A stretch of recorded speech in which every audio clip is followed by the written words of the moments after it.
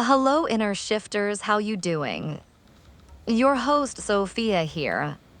You know that feeling when you're staring at a plate of food and your body just lights up with anticipation? Like every cell is whispering, yes, please. Yeah, I didn't either. Until I discovered the wild world of nutrient density. Let me take you back to my before days. I was the queen of beige foods. Pasta, bread, more pasta.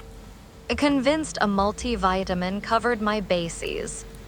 Then my gym buddy Carlos, a 65-year-old vegan cyclist who could outpedal men half his age, changed my life with one question: why supplement what you can savor?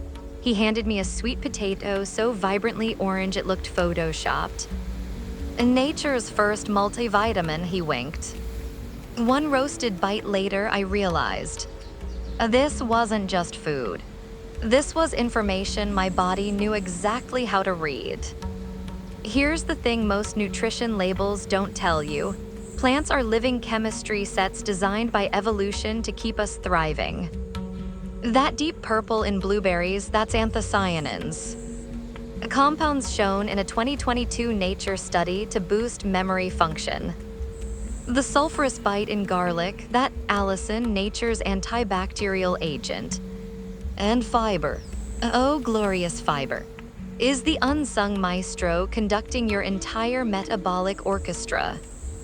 I learned this the hard way during my great kale experiment of 2018, when I went from barely tolerating salads to craving them after just 3 weeks. My proof, my chronic 3 p.m. energy crashes vanished, my skin started glowing like I discovered Photoshop IRL, and this is the wild part. I actually dreamed about Brussels sprouts. But let's talk about your gut garden. Picture your microbiome as the world's most exclusive nightclub, and fiber is the bouncer deciding who gets in. When I started loading up on lentils, chia seeds, and rainbow veggies, the transformation wasn't just physical. It was emotional.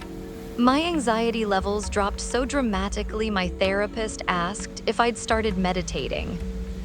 Turns out, a 2021 Frontiers in Nutrition study found gut bacteria produce 90% of our serotonin.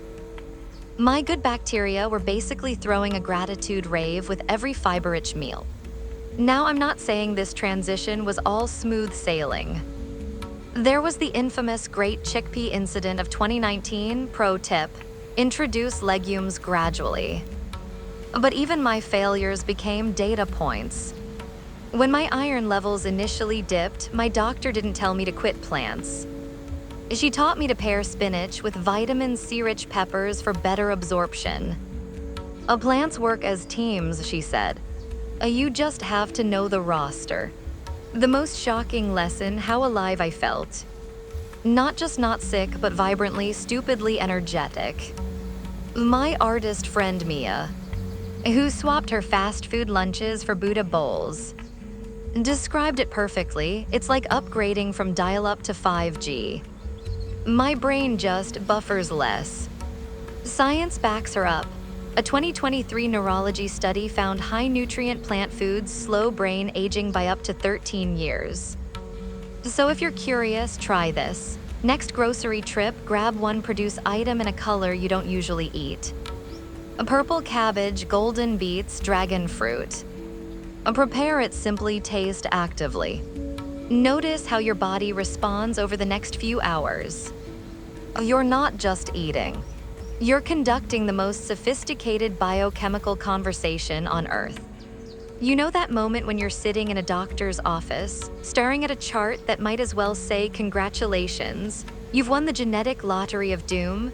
Yeah, that was me at 28. My family tree reads like a medical textbook.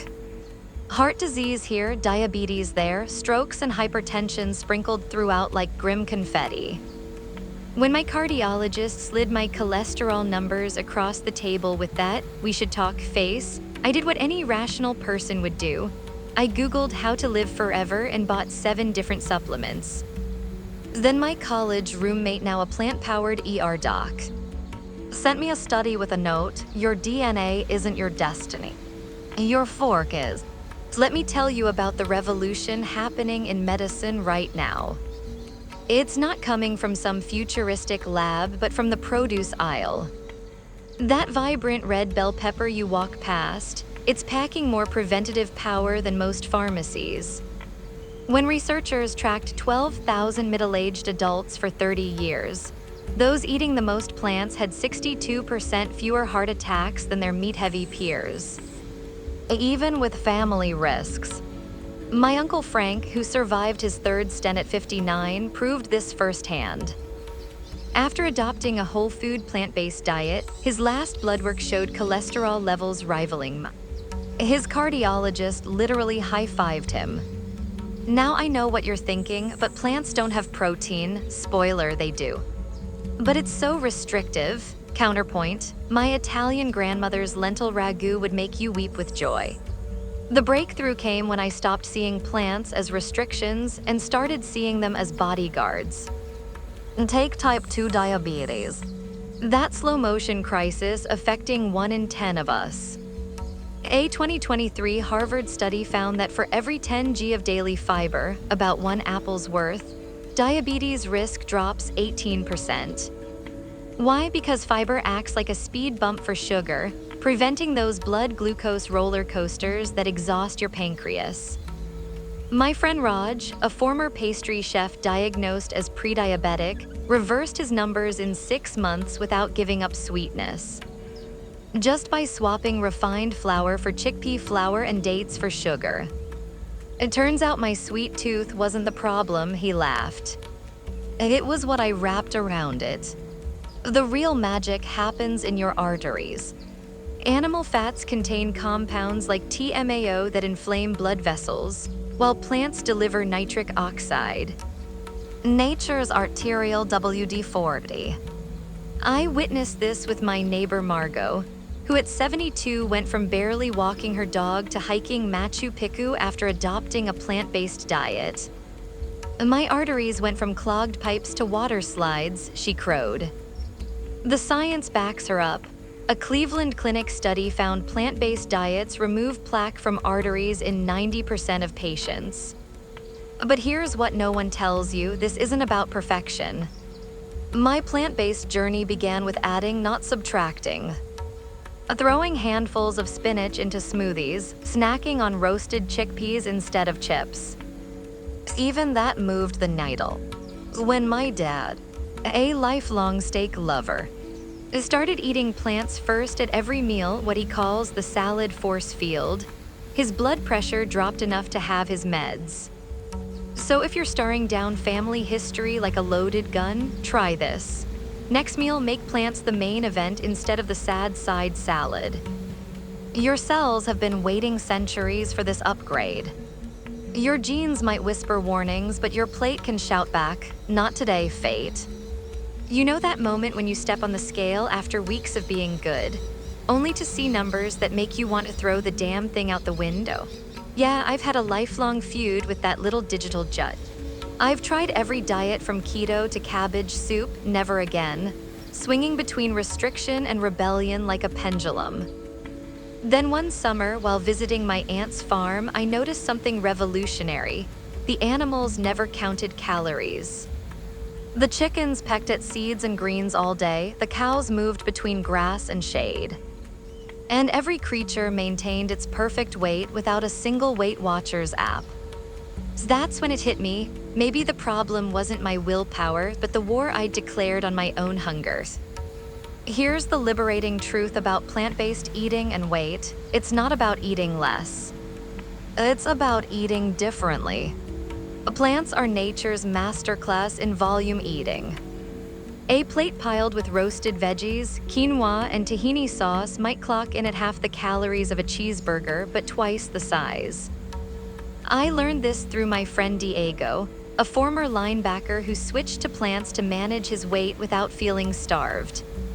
I used to eat until I was comatose, he told me. Now I eat until I'm satisfied, which just happens to be when I've had about 1,800 calories of plants instead of 3,000 of processed stuff.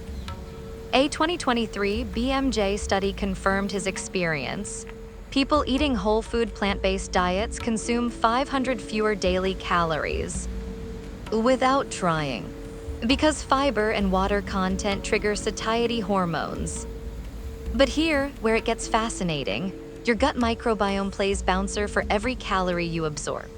When I started loading up on diverse plants, 30 different types weekly. Yes, I counted. The change wasn't just in my waistline, but in my cravings. Those 3 p.m. vending machine raids, gone, replaced by actual hunger for actual food. My nutritionist explained it like this: processed foods hack your brain's reward system. Plants reset it. A Stanford trial found that after just 2 weeks of eating 30-plus plant varieties weekly, participants' gut bacteria produced more compounds that reduce cravings for sugar and fat. My personal proof: the day I walked past free office donuts without my usual inner tantrum, I nearly cried in the break room. Now let's talk about the elephant in the room: metabolism. For years, I believed the myth that plants slow it down. Then I met Dr. Chen, a researcher studying the Hadza tribe. Hunter-gatherers who eat 100-plus plant species weekly and have the healthiest guts ever recorded. Their microbiomes produce compounds that optimize metabolism, she told me. Modern eaters were running on metabolic dial-up. The game changer for me was learning that certain plants actively boost calorie burn. Spicy peppers rev thermogenesis via capsaicin. Green tea's GCG amps fat oxidation. Even humble celery creates a negative calorie effect. Your body burns more digesting it than the stalk contains. My favorite kitchen experiment: blending frozen cauliflower into ice cream. Same creamy satisfaction, but my genes fit better within weeks. The most profound shift, though, was emotional. After a lifetime of viewing food as the enemy, plants taught me to see meals as allies. My friend Sarah, who lost 80 pounds without dieting, put it perfectly: I didn't drop weight by fighting my body. I did it by listening to what made it feel light and energized. Her secret weapon: keeping chopped veggies front and center in her fridge. It turns out willpower is no match for convenience, she laughed. A Harvard study confirms this. People who keep fruit visible weigh 13 pounds less on average than peers. So if you're tired of the diet roller coaster, try this. For 1 week, focus only on adding, not restricting. Toss handfuls of spinach into smoothies. Roast trays of spiced chickpeas for snacks. Pile mushrooms and avocado on toast. Notice how your body responds when you feed it foods that want you to thrive. You know that overwhelming guilt when you stare at a plastic-wrapped grocery haul, wondering if your personal choices even matter against climate change's tidal wave? I used to freeze in that paralysis daily. Until a farmer's market encounter changed everything. Picture this: me holding a zucchini the size of my forearm, listening to 80-year-old Geraldine explain how her no spray. No, till farm sequesters carbon in its soil. Every carrot you buy from me, she said, is a tiny act of rebellion against the mess y'all made. And just like that, I realized my fork wasn't just a tool. It was a voting booth for the future. Here's the inconvenient truth we rarely discuss. What's catastrophic for the planet is also catastrophic for our bodies. That methane-belching feedlot, it's producing burgers that clog arteries. That palm oil plantation raising rainforests, it's fueling processed snacks that spike blood sugar. But here, the magical flip side: every plant-based meal is a double win. A love letter to your cells and the sky. A 2023 Oxford study found that if everyone went plant-based, global farmland use could shrink by 75%. An area the size of North America, Europe, China, and Australia combined freed up to rewild.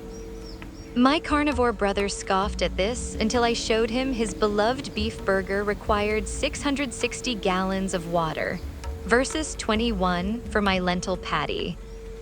That's a swimming pool, he muttered, eyeing his dinner differently. But let's talk about soil because this is where it gets spiritual.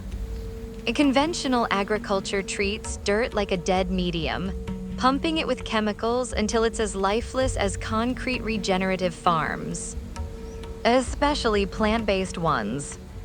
Treat soil like the living, breathing skin of the earth. I witnessed this transformation at a quinoa farm in Colorado where the owner, Maria, showed me how her fields now absorb more carbon than they emit. See these worm tunnels, she said, crumbling dark, fragrant earth in her hands. Each one is a carbon capture pipeline older than fossil fuels. When I cooked her quinoa that night, I swear it tasted like hope. The water savings alone could make you weep. It takes 1,800 gallons of water to produce 1 pound of beef. Enough to shower for 6 months. Meanwhile, the chickpeas in your hummus sip water like polite house guests. My niece, a climate activist, made this visceral by tracking her water footprint for a week. Her verdict, going plant-based saves more water than skipping showers for a year. And smells way better. Now, I'm not saying you need to be perfect. My journey started with one plant-based day weekly, meatless Monday baby. Even that small shift had impact. If every American skipped meat just 1 day a week, it'd equal taking 30 million cars off the road. But here's what surprised me most. The more I aligned my eating with my environmental values, the lighter I felt. Physically and spiritually. My vegan friend Jamal calls this the reciprocity effect. When you stop eating the planet's stress, your own stress levels drop too. Science backs him up. A 2022 study found people who ate sustainably reported 23% higher life satisfaction. So if climate doom has been weighing on you, try this. Next grocery trip, pick one item where you choose the planet-friendly version. Maybe it's oat milk instead of dairy. Maybe it's local apples instead of imported berries. Notice how it feels to vote with your wallet. That's not sacrifice. That's stepping into your power as an ecosystem of one. You know that moment when you're scrolling through social media and see some 105-year-old grinning over her birthday cake, captioned "Secret to Long Life, Bacon Every Morning," and you wonder if longevity is just genetic roulette? Yeah, I fell for those headlines too. Until I spent a summer in Sardinia's blue zone, where centenarians outnumber traffic lights. There, 102-year-old Pietro tending his garden of chickpeas and artichokes schooled me. You don't find time, you grow it. And the seeds are on your plate. Turns out, the real fountain of youth isn't some exotic berry or biohacking regimen. It's the humble, boring foods we've ignored for shiny protein bars.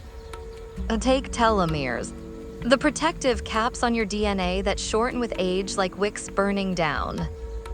A 2023 Lancet study found plant-based eaters have telomeres 10% longer than meat-heavy peers, effectively making their cells nearly a decade younger.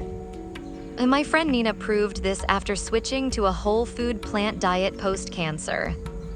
My oncologist said my blood work looks 20 years younger. She texted, attaching a selfie with her new kickboxing coach, who, yes, is 25. But here, what fascinates me most, plants don't just add years. They add life to those years. In Okinawa, where locals enjoy 100 healthy years routinely, the staple is purple sweet potatoes packed with anthocyanins, compounds that cross the blood-brain barrier to literally defog aging minds. My skeptical uncle, a retired engineer with early cognitive decline, reversed his MoCA test scores by 3 points in 6 months eating Okinawan-inspired meals. It turns out my brain likes purple food more than pie charts, he deadpanned. The gut microbiome is where the real longevity alchemy happens.